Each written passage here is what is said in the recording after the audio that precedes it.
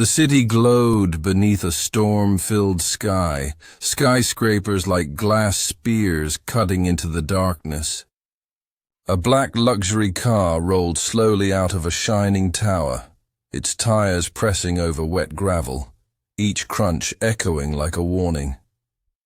Inside sat Jonathan Cole, a man the world admired for his power, his wealth, his ability to shape fortunes with the stroke of a pen. To most he was untouchable, a legend in tailored suits, but behind his sharp eyes and perfect smile, a memory haunted him, one he could never erase no matter how high he climbed. They said money could buy anything, but it could never buy back the moment when he turned his back on the only thing that might have saved him. 2 years earlier, in that same tower, Clara had stood before him, trembling but brave, holding proof of a secret she could not hide. Her eyes searched his face for warmth, for love, for even the smallest sign that the man she trusted still existed. Jonathan's silence was louder than thunder. When he finally spoke, his words were cold, calculated, like a command to one of his employees.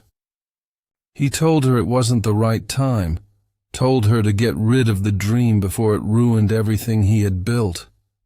In his mind it was logic. In her heart it was betrayal. She left that night with nothing but her suitcase and the sound of her heart breaking. He poured himself a drink and told himself it was the right choice. But choices have consequences, and the one he made that night was about to return in a way he never expected.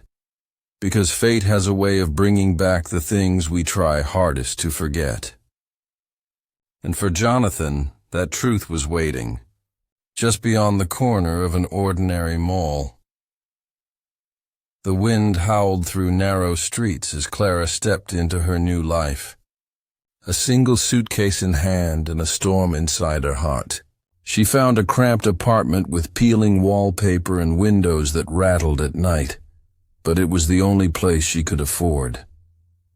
The silence of the room was heavy, but in that silence she whispered promises to the life she carried within her. Each morning she rose before dawn, tying her hair back, pulling on the same worn shoes, and heading to the small grocery store where she stood behind a register for hours. Customers rushed by, barely glancing at her, yet she smiled through her exhaustion because she carried a secret strength that no one could see. As her belly grew, so did her determination. Nights were the hardest, when the city lights flickered through the cracked blinds and doubts filled her mind. She wondered if Jonathan ever thought of her, if he regretted what he had said, or if he was still surrounded by wealth and power that blinded him to what really mattered. She clutched the grainy black and white ultrasound photo like a lifeline, reminding herself that love was worth more than any fortune. When the first signs of labor came, she was alone, gripping the side of the worn bed frame, whispering to herself that she would make it. Hours later, through pain and tears, she held 2 tiny miracles in her arms. 2 perfect faces looked up at her, fragile yet full of promise. In that moment, Clara realized she wasn't just surviving anymore. She was building a new world, one that no storm could ever take from her. Rain hammered the city streets as Clara pushed a worn stroller along the cracked pavement. Her 2 children bundled against the cold. The twins were small, fragile in appearance, yet their laughter carried a strength that gave her hope on even the hardest days. Every coin she earned at the grocery store went into rent, food, and second-hand clothes. She skipped meals sometimes, quietly, so her children never felt hunger. At night, when they were asleep, she sat by the dim light of a flickering lamp and whispered dreams into their tiny ears, promising them a better tomorrow even if she didn't yet know how she would build it. Life was unforgiving, But Clara's heart grew stronger with every challenge. She became both mother and father, protector and provider. On Sundays, she took them to the park, letting them chase birds and laugh in open fields, a brief escape from the walls of their small apartment. In those moments, she almost forgot the weight of loneliness pressing on her shoulders. Meanwhile, across the city, Jonathan's face appeared in glossy magazines and business networks, his empire larger than ever. But in the quiet of his penthouse, when the cameras were gone and the city noise faded, he sometimes caught himself staring at empty glasses, feeling something missing he couldn't name. Clara didn't know it yet, but their paths were moving toward each other again, guided by fate's invisible hand. And when that collision came, it would shatter the careful distance both had tried so hard to keep.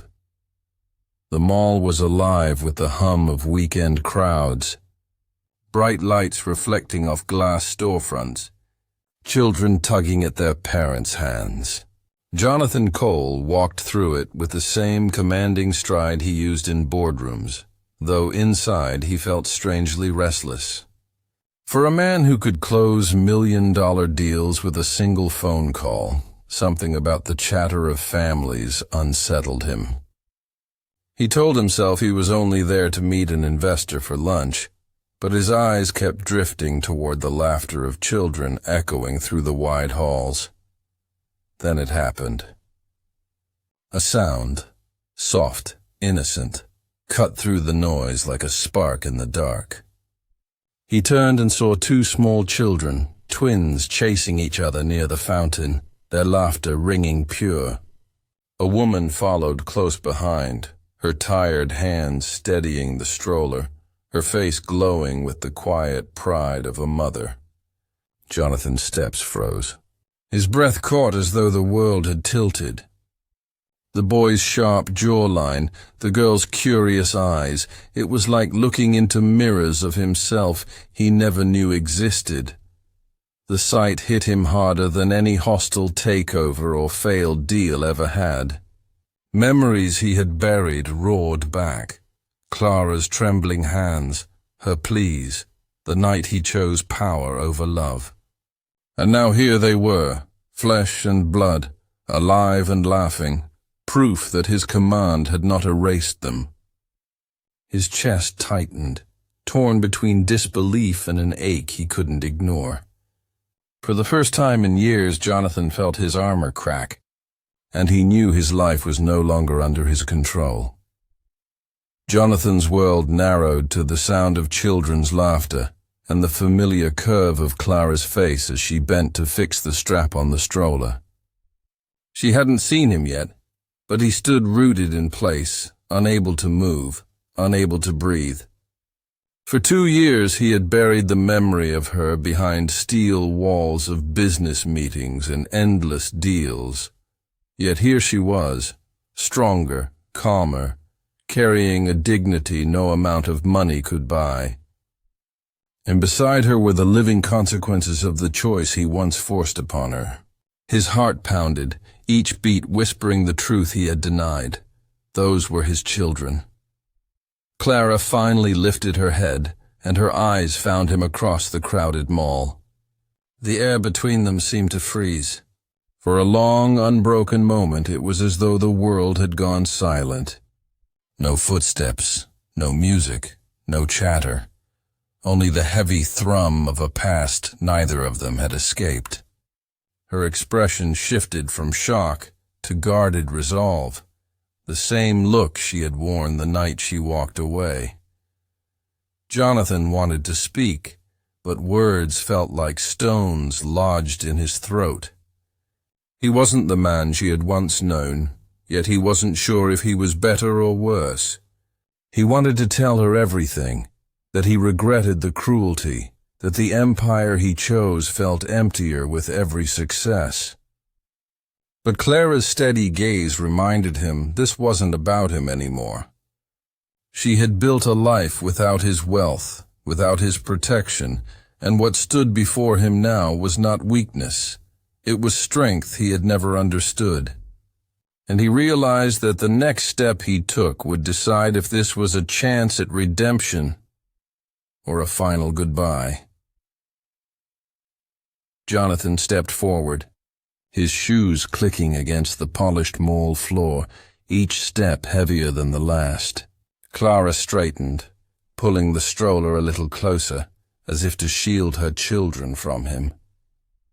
Her eyes were steady, but behind them he saw years of battles she had fought alone, sleepless nights, endless work, and the fierce courage of a mother who never surrendered.